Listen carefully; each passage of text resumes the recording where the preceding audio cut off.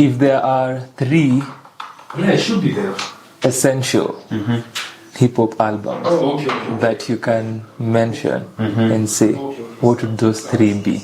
Essential. 3 essential hip hop albums. Just now, I won't think, because if I think, so let me just say the first thing that came to my mind was Dead Prez, Let's Get Free, because of the simplicity of the messages. There are songs there like Discipline, where they're just singing, discipline makes things easier, organize your life. And I just remember listening, like there's schools, or happiness, or mind sex, like those songs.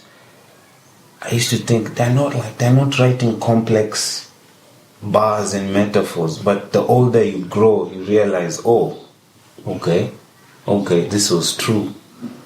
The first song, Animal Farm, they took a book and then they broke it down into a whole song, and it's where we are, it's a Shamba la Wanyama, and it's bigger than hip hop. The video, and I saw that video of Dead Prez, Let's Get Free, and then it starts with kuna demo anatembea na hug, and then they're like, oh, now that we have your attention, and they're doing the real video, and I'm like, why didn't hip hop at 50 celebrate video vixens? Video vixens have pushed this culture till now.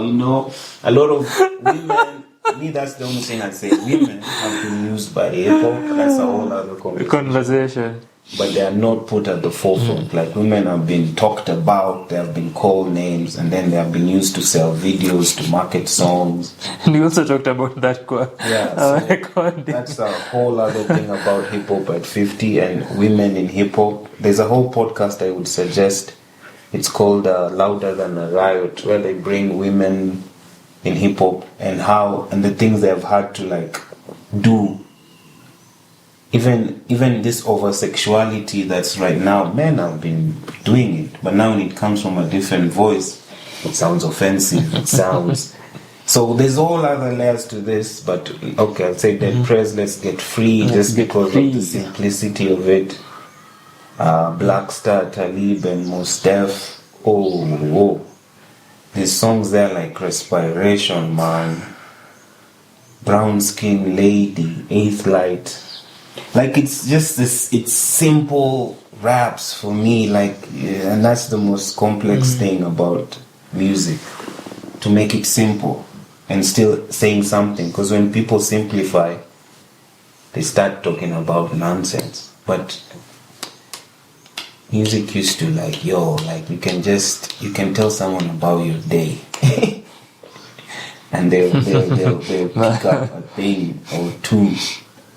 And then maybe for the modern, I just say Kendrick Section 80, because I still have it on CD, because niliiban kwa cyber.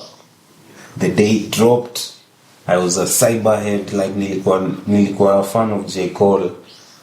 So nikona produced by J. Cole, High Power. Then now nikachana na J. Cole. Since I had High Power, I never looked back.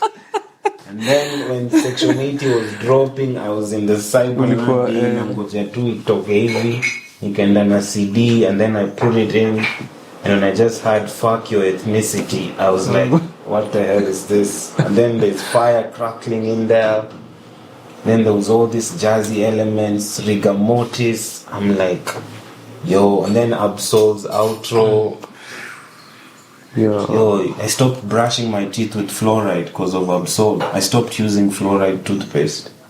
Kuna hiyo pia aspects ya hip hop. Yeah, like hip hop, really, mimi nilikuwa naangalia toothpaste hivi na una fluoride sijui 2%. I'm like, yo, don't mess up my third eye. For like my whole family. My mom stopped using because of me. Niliconvert our whole house. We started buying this Islamic toothpaste zinaitwa Dabur, because they also say toothpaste has pork in it. So hip hop is so powerful, it can change how you see yourself, and people are like, hizo tu ni kujiekelea vitu. But me, I think to just be unique as a person. Even in Section 80, there's a song called Kush and Corinthians. With BJ. Yeah, be Chicago. different, do different things. Don't do it like he did, because he had what you wait. And we can't win, you know, like we are all. I think that's what hip hop is losing. Uniqueness, like be yourself. Because I feel like other genres of music, people are like, oh, we're all goth. Sisi wote ni maras. Sisi wote ni, like we're all like, you know, like reggae. It becomes a collective consciousness. But hip hop, you had, even you look at Wu-Tang, what made them different? Method Man was Method Man. RZA was RZA. ODB was ODB. So, yeah, for me it's the individuality, and that's why I love Blaq's like music and production, because even what brought, I don't know, the chemistry is all just like him. Some things don't impress him, you know. It's just like, okay, on to the next. Me, I'm gonna make my own things, man, you know. And that kind of is dope. It's dope. It's like, and it's not even from a place of dismissiveness. It's just that you found what you want to do, and then you do it in the way you love doing it. The creator's dilemma. Nini ingine sahi? But nimepick that kuhusu Blaq, and I drawing it from inspiration. Na pia kukuput on the spot, nimeuliza Tra, what would you say are 3 essential hip hop albums? Oh, that's a good one. Essential. For him or for everyone. Vyote tu vile, or you pick 2 in whatever way. I can only speak for myself. Because generations are different. Somebody will catch. It's what you caught first and it went. Me, first of all, the most important album for me, The Sons of Men. The last shall be the first. That's why you see this MM the third, Mwana Mundu the third. The third. Yeah, it's weird. That was my pop's nickname, and that's the album that it's a Wu-Tang affiliate. So of course you heard Wu-Tang Forever first, and you're like, oh my god. As in me, I was never in the Tupac Biggie thing so much, because about this that thing that there was that Wu thing going on. Sijui kina Jesus hapo ndio unaanza kupata things that really speak to you. And then Wu-Tang Forever comes in 97, and then 98 it's now you're like, what the hell, these guys are speaking to me. So I'd say Sons of Men, the last shall be the first. When it comes to rhymes, I've always felt like hip hop is the only culture where you have an opportunity to say so much in one song, so much. So it In a bar. it better be something. Induce the magic. Reduce the package.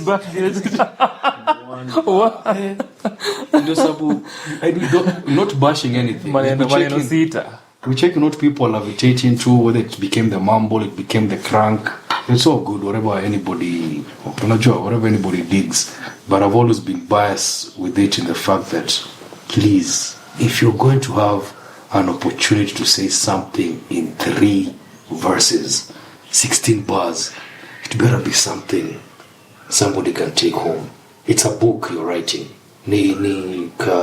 So you only put on Sons of Men, of course, Wu-Tang. That's Wu-Tang as a body in itself. And then now there's fantastic Volume 2 Slum Village. Now that was what really a good vibe in a song feels like. And our beat, an instrumental, so with it was like, what am I hearing, Manze? I heard that first in Botswana. I was in Botswana just after high school and just picked a record. I don't know, off the shelf. And I'm like, yo, he's kwa Discman.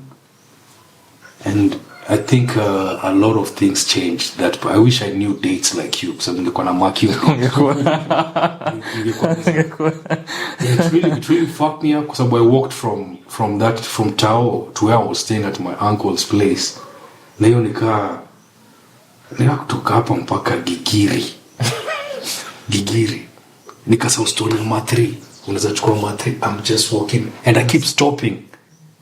Inaanza tena kaa kwa pavement. I have this thing with pavements. I think it's the nicest place ya kukaa kubaru kwa pavement. So yeah, that one finished me completely. The third one, now these are vast of things. When now even the words became heavier. I wouldn't pick a specific album, but a conglomerate. I'd say Def Jokes. That's Aesop Rock. That's the Cannibal Oxes. There's LP. That's LP. Yeah. That entire whole thing. That's the time we had started ripping CDs. So they used to come as many. Sio tunapata CD moja. So the time we were putting DVDs. Unajaza ma album. So I'd pick that as one album. Because those times, nights when you were like, this is the epitome of using the craft of speech and writing. As in, it's the highest level. So we've been kind of biased to the underground, the so-called underground kind of sounds, because that's where we feel like people kind of are more expressive without wondering who's really going to be listening to this. Even the producers. If somebody would pick industrial noises, put them to then you're like, I'm going to spit on top of that and speak something about whatever it is that they're feeling that time. And I feel like there was so much truth there. So became so biased to that, and it's until now, besides the other genres, you still want to hear somebody say something when it comes to a rap. Yeah. Or just say somebody says something, you're like, ooh, you really thought about that. I like that. It helps you even mold it only for formulate thoughts. As in, they kind of change your way of thinking about something or viewing the world you're in. So yeah, these one is a kuna lot to be said on hip hop na ideology formation.